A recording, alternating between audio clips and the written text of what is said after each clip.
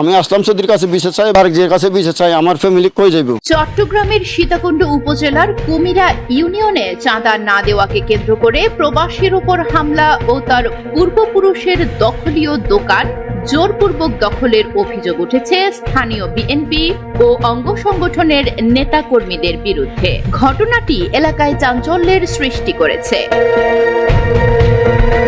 ভুক্তভোগী প্রবাসী নূর নবী জানান, ৭ নং কুমিরা ইউনিয়নের ৬ নং ওয়ার্ডে নেমসান ডিপোর বিপরীতে পূর্বপুরুষের দীর্ঘদিনের দখলীয় দোকান ২ লক্ষ টাকা চাঁদা না দেওয়ার কারণে স্থানীয় ওয়ার্ড বিএনপি সভাপতি কালাম ও স্বেচ্ছাসেবক দলের সভাপতি জুয়েলের নেতৃত্বে রাসেল, জাবেদ সহ আরো অনেকে মিলে আমাদের দোকান দখল করে আমার উপর হামলা চালায়। আমি এখন জীবনের নিরাপত্তাহীনতায় ভুগছি। আমি দীর্ঘ ২০ বছর প্রবাসে থাকি। আমি আসি ঈদ করবার জন্য ২ মাসের ছুটিতে বহুদিনের দখল সম্পত্তি আর কি দেখবার জন্য গেছিলাম।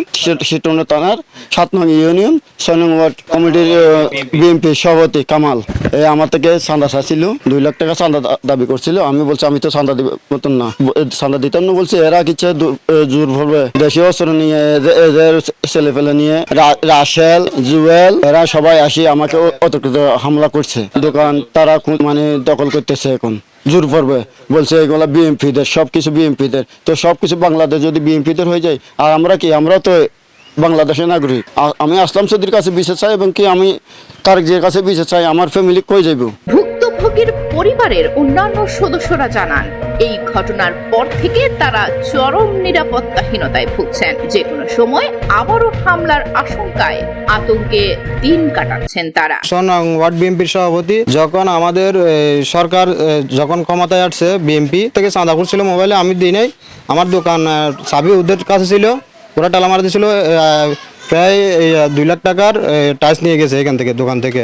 বিএনপির নাম ব্যবহার করে ৭ নম্বর ইউনিয়ন ওয়ার্ডের সভাপতি কামালের নেতৃত্বে, বিএনপির কামালের নেতৃত্বে রাসেল, তারপরে জুয়েল, জাবেদ ৩০-৪০ জন আসি আমাদেরকে অতর্কিতভাবে আমার বাইকেও মারধর করছে, আমাকে মারধর করছে, হুমকি দিচ্ছে, কত তোদেরকে লাগবো না, তোদের ফ্যামিলিকে সব মেরে ফেলবো। চাঁদা না দেওয়ার কারণে আমার ভাসুর, আমার স্বামীকে ওরা মারধর করছে কালকে।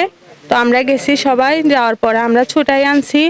চাঁদা দেওয়ার জন্য ওরা মানে বিভিন্নভাবে হামলা করতেছে। ৫ই আগস্টের পর থেকে ওরা নানাভাবে বলতেছে ওদেরকে চাঁদা দেওয়ার জন্য, সব সময় আসে চাঁদা দাবি করে।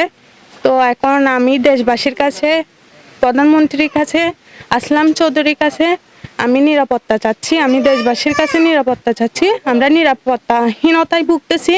আমার স্বামীকে বলতেছে রাস্তাঘাটে উঠতে পারবে না, উঠতে দিবে না, ওরা মারবে, মেরে ফেলার হুমকি দিচ্ছে। এদিকে অভিযুক্ত স্থানীয় ওয়ার্ড বিএনপি সভাপতি কালাম অভিযোগটি সম্পূর্ণ অস্বীকার করেছেন। তবে স্বেচ্ছাসেবক দলের সভাপতি জুয়েল দাবি করেছেন দোকানটি দলীয় অফিস হিসেবে ব্যবহারের জন্য নেওয়া হয়েছে। না ভাই, অসম্ভব। ওই বিষয়ে আমি আমি একটা বলি, গত ২-৩ দিন আগে একটা জায়গা খালি ছিল, সভাপতি একটা দোকান বানছে। স্বেচ্ছাসেবক দল নাম না, উনি এখানে জিজ্ঞেস করলে আমার নেতা মুসলিম ভাই ছেলেপুলারা একটা অফিস করতেছে। এটা আমরা অফিস করতেছে বলতে পিছনে ইয়ে আছে, যেহেতু আমরা একটা পার্টি অফিস করতেছি। এটা হ্যাঁ, স্বেচ্ছাসেবক দলের সর্বদলীয় থাকবে, এখানে সর্বদলীয় একটা অফিস করতেছি, সবাই থাকবে, ছেলেপুলা সবগুলো ছিল। প্রশাসন ও স্থানীয় রাজনৈতিক নেতৃবৃন্দের হস্তক্ষেপে চাঁদাবাজি ও দখলবাজি বন্ধ হবে, সেই সাথে ভুক্তভোগী প্রবাসীর পরিবার ন্যায় বিচার পাবে, এমনটাই প্রত্যাশা এলাকাবাসীর। ডেস্ক রিপোর্ট, খবরের চট্টগ্রাম।